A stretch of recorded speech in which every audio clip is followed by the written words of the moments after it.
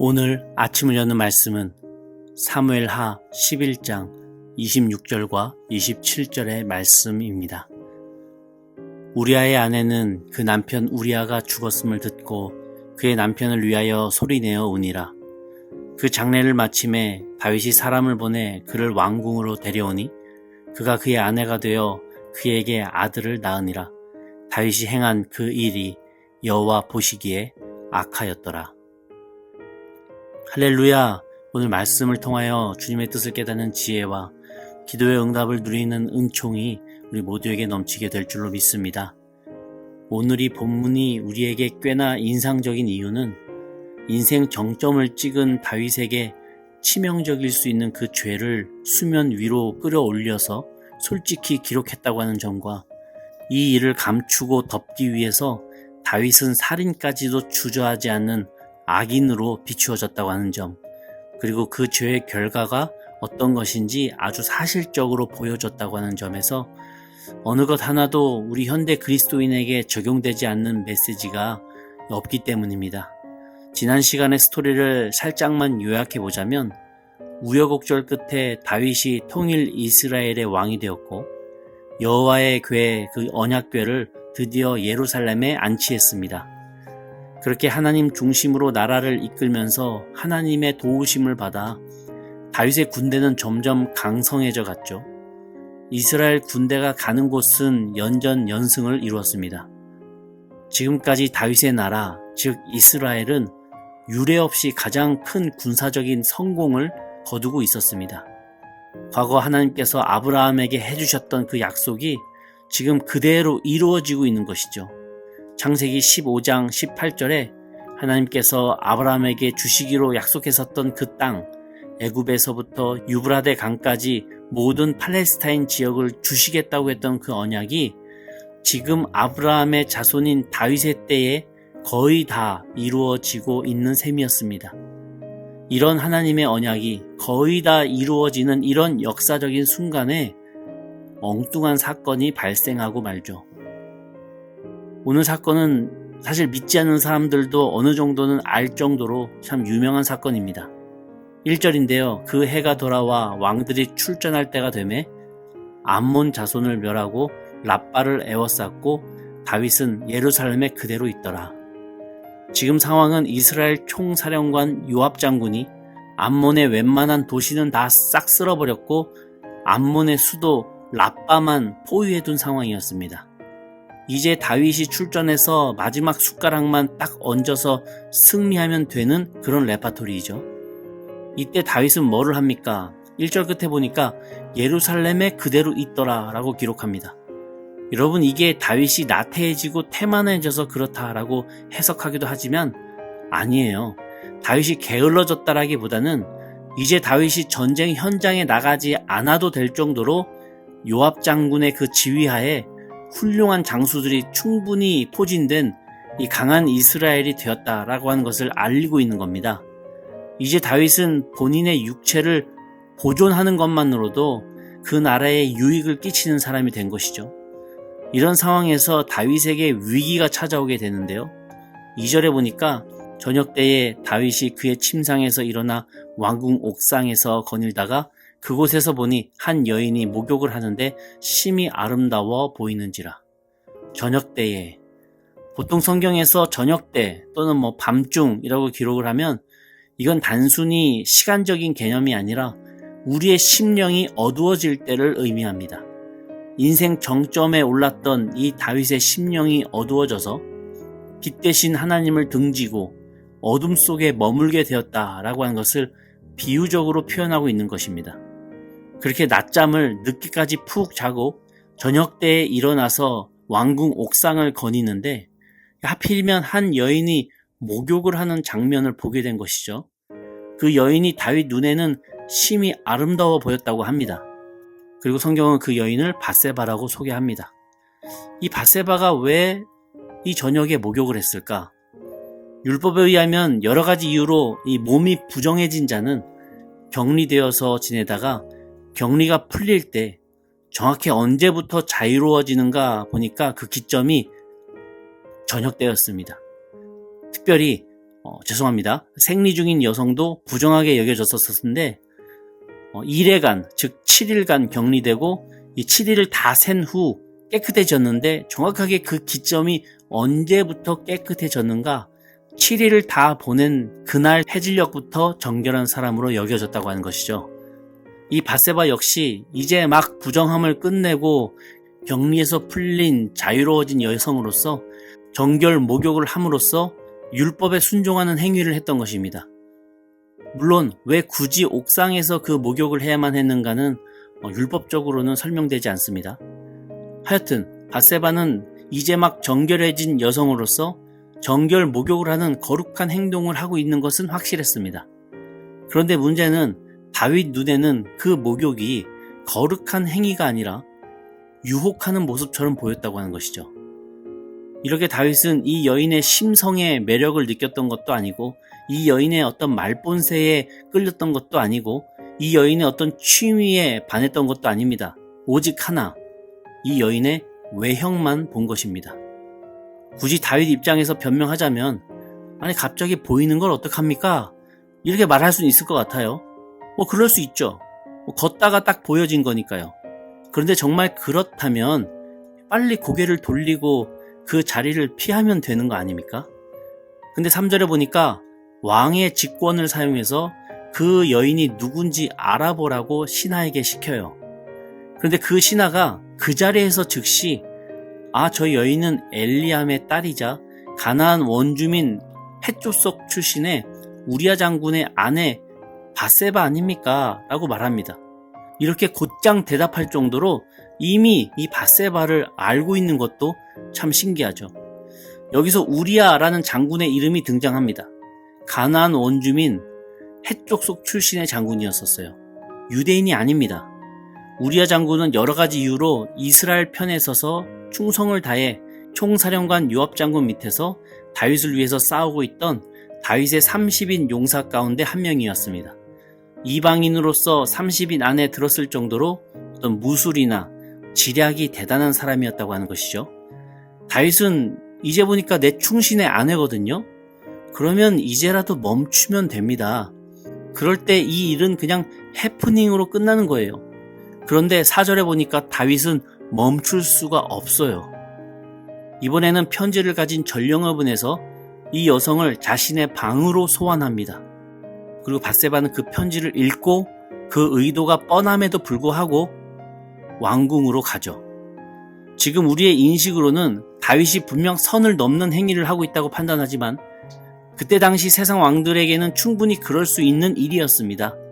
왕은 절대 권력을 가진 사람이었으니까요. 그러나 하나님의 법대로 살아가고 신앙적인 본보기가 되어야 할 이 다윗 왕이 그런 하나님 모르는 세상 왕처럼 다를 것 없이 생각하고 행동하고 있는 그것이 바로 문제였다고 하는 것이죠. 성경 4절 중간에 어떻게 기록하는가 보니까 그 여자가 부정함을 깨끗하게 하였으므로 라고 밝히고 있습니다. 갑자기 이게 무슨 말인가? 죄송합니다만 이제 막 생리 기간이 끝났다라는 것으로서 높은 확률로 임신이 가능한 시기다라고 하는 것을 지금 성경은 알리고 있는 거예요. 충신의 아내든 전략가의 손녀든 다윗은 지금 내 말 한마디면 다 된다.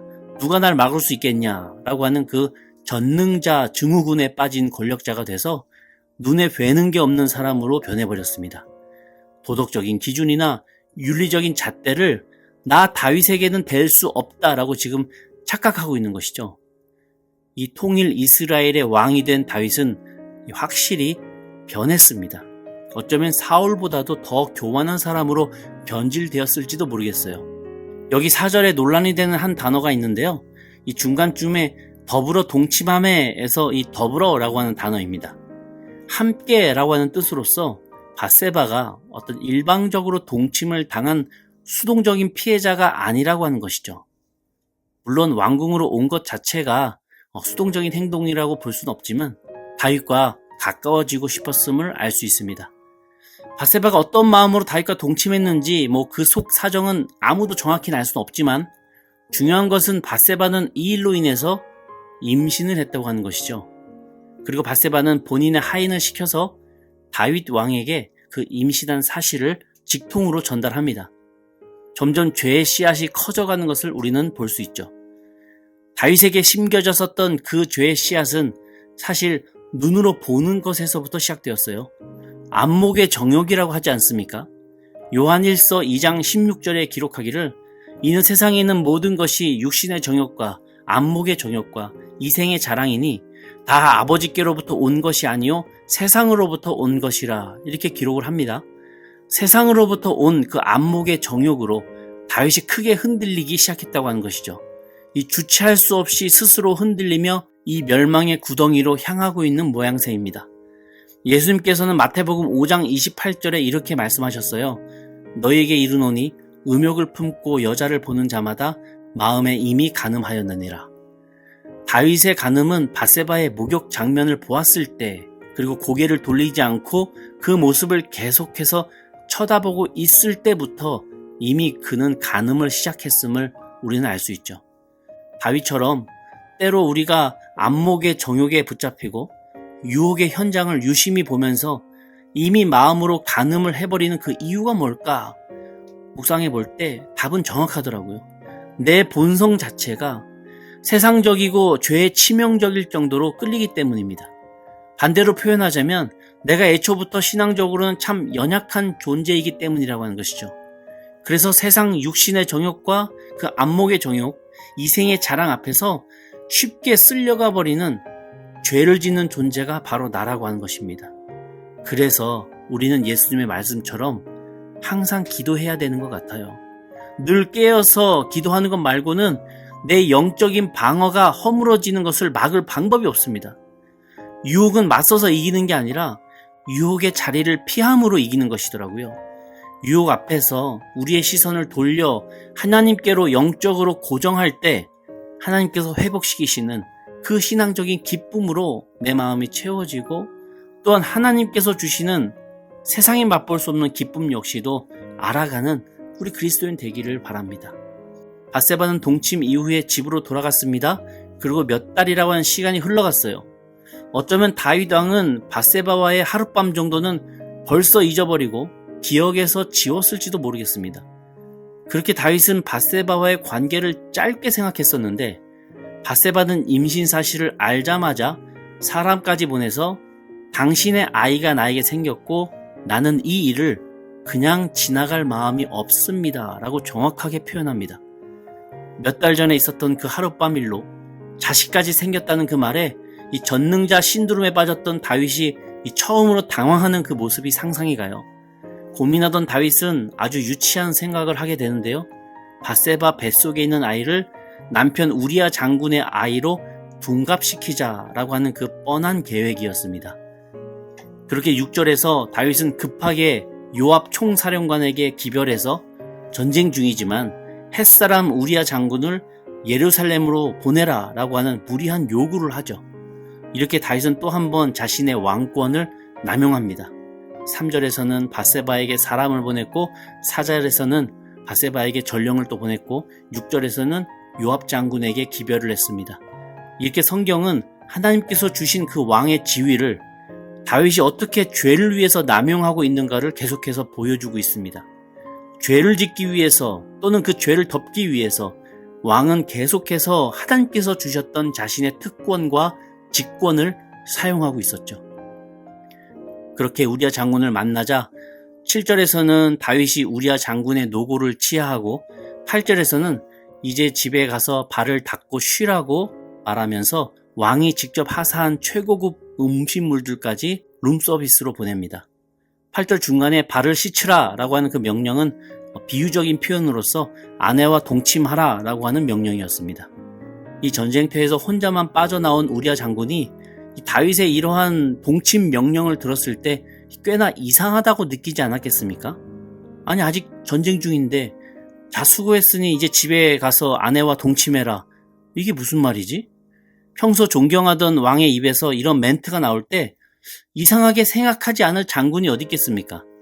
우리가 잘 알고 있듯이 9절부터 13절까지 우리아 장군은 아내 밧세바에게로 한 번도 가지 않았고 다윗의 명령을 끝까지 거부합니다. 그래서 우리는 우리아 장군을 아주 충직한 성품의 사람, 아주 우직한 충성심의 사람으로 해석하곤 하죠. 그러나 여기서 우리가 몇 가지 생각해야 될 부분이 있습니다. 우선 8절에서 다윗이 우리아 장군에게 아내에게 가서 동침하라고 명령할 때 우리아 장군은요, 대답을 하지 않습니다. 물론 성경에 기록하고 있는 것을 생략했다라고 판단할 수 있겠지만 이어지는 우리아 장군의 행동을 볼 때 우리아 장군이 다윗 왕의 명령에 의도적으로 대답하지 않았을 가능성이 높아요. 동의할 수 없다고 하는 것이죠. 그리고 왕궁에서는 절대 비밀이 없고 또 그 비밀이 왕궁을 움직인다고 해도 과언이 아닐 정도로 왕궁에서 벌어지는 탐욕과 질투의 스토리는 왕의 자식들에게나 그의 신하들에게는 초미의 관심사였습니다. 다윗이 부하 장군의 아내 밧세바를 범했고 밧세바가 임신을 해버렸고 그래서 친부 다윗이 우리아 장군의 아이로 덮기 위해서 이 모든 연극을 하고 있음을 왕궁 안에 있는 신하들과 그의 자식들이 진짜 몰랐을까요? 아니요, 모르기가 어렵습니다. 다 알아요. 그런데 그 의미는요, 결국 우리아 장군도 알 수밖에 없다고 하는 뜻이 되죠. 우리아 장군이 밧세바가 있는 집으로 가지 않았고 밖에서 노숙했던 곳이 어딘지 아십니까? 9절에 보면은 왕궁 문에서 그의 주의 모든 부하들과 더불어 잤다 이렇게 기록을 합니다. 4절에서는 다윗과 밧세바가 왕궁 안에서 더불어 잤는데 9절에서는 우리아 장군이 요압 장군의 부하들과 왕궁 문에서, 그러니까 왕궁 밖에서 더불어 잤습니다. 왕궁 문은 어떤 곳인가? 오늘날로 치자면 대통령궁 앞에 있는 광장 같은 확 터져 있는 공간으로서 공개적으로 많은 사람들이 오가며 또 정치적으로 중요한 로비들이 이루어지는 곳입니다. 또 왕에게 항의하고 항소하는 사람들이 왕궁 안으로는 못 들어가고 이 왕궁 문에 모여서 시위하는 곳이기도 했습니다. 이곳에서 우리아 장군이 잤다고 하는 거예요. 많은 학자들은 우리아 장군이 다윗의 이런 파렴치한 소행을 오래전부터 알고 있었을 것으로 연구합니다. 그렇다면 이 왕궁 문에서의 우리아 장군의 그 노숙은 충직함으로 해석되기보다는 저항에 가까운 무언의 항의로 볼 수 있는 것이죠. 그리고 한 가지 이상한 점은 밧세바에게도 있습니다. 만약 임신을 했다면 누구에게 먼저 연락을 해야 할 것 같습니까? 물론 많은 고민이 되었겠지만 아무리 전쟁 중이라도 밧세바도 전령이 있었기 때문에 출전 중인 자신의 남편에게 그 임신 소식을 알릴 수도 있었어요. 다윗도 어렸을 때 전쟁 중에 형들의 안부를 확인하려고 가지 않았었습니까? 얼마든지 남편에게 소식을 전할 수 있었다고 하는 거예요. 그러나 남편에게는 침묵했고 다윗에게는 그 소식을 알렸죠. 그리고 5절 후반에 다윗에게 내가 임신하였나이다 이렇게 편지를 보낼 때 원어로 보면은 저예요, 저 임신했어요 라고 이렇게 표현하고 있다고 해요. 저예요에 해당되는 히브리어는 에고 에이미인데 문법적으로는 나는 뭐뭐이다 라고 하는 표현이지만 단일로 사용할 때는 나예요 라고 하는 뜻이라고 합니다. 근데 그게 왜 이상하냐면요, 고대 헬레니즘 문화권에서 저예요 라고 하는 에고 에이미라고 하는 단일 표현은 보통 연인 간의 친밀한 관계에서만 사용되는 표현이었기 때문입니다. 그렇게 밧세바는 다윗에게 친밀한 표현으로 임신 소식을 알렸지만 자신의 남편에게는 전혀 한마디도 그 소식을 알리지 않았고, 또한 우리아 장군이 이 예루살렘에 왔을 때 우리아 장군도 밧세바에게 가지 않았고 반대로 밧세바도 우리아 장군을 찾아 나서거나 수소문하지 않았다고 하는 거예요. 이런 정황을 종합해 볼 때 우리아 장군이 언제 어떻게 이 사실을 알았는지 확신할 수는 없지만 다윗 앞에 서서 아내와의 동침을 강요받을 때는 이미 우리아 장군은 이 모든 사실을 다 알고 있었다고 하는 것입니다. 이런 사실을 알고 11절을 읽어볼 때 어느 정도 우리아 장군의 대답이 이제는 우리가 이해가 돼요. 11절인데요. 우리아가 다윗에게 아뢰되 언약궤와 이스라엘과 유다가 야영 중에 있고 내 주 요압과 내 왕의 부하들이 바깥 들에 진치고 있거늘 내가 어찌 내 집에 가서 먹고 마시고 내 처와 같이 자리이까?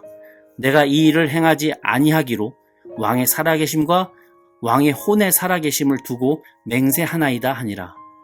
다윗의 그 상식적이지 않은 그 행동들을 우리아 장군이 다 돌려서 하나하나 지적을 하고 있어요. 우리아 장군이 말하는 11절의 모든 내용들은 마치 하나님께서 다윗의 죄를 낱낱이 지적하듯 지금 말하고 있습니다. 이 11절을 들을 때 다윗은 그 양심이 뜨끔뜨끔했을 수 있어요.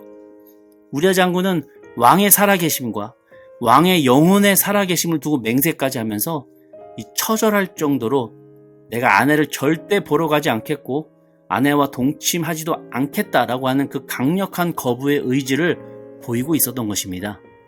우리아 장군은 왕의 명령에 절대 순종할 수 없었던 그 이유가 뭘까요? 왜 순종할 수 없었습니까? 지금 와서 왕의 명령을 따르는 것은 왕의 죄를 덮어주는 것이 되기 때문에 우리아는 왕의 명령을 따를 수가 없었어요. 여기서 중요한 것이 우리아라고 하는 이름의 뜻인데요. 우리아라는 이름의 뜻이 무엇일까요? 하나님은 빛이시다 라고 하는 의미입니다. 하나님은 빛이시다. 하나님은 지금 가나안 원주민 출신 햇사람 우리아를 통해서 다윗의 마음속에 있는 그 어두움을 지적하고 계셨던 것입니다.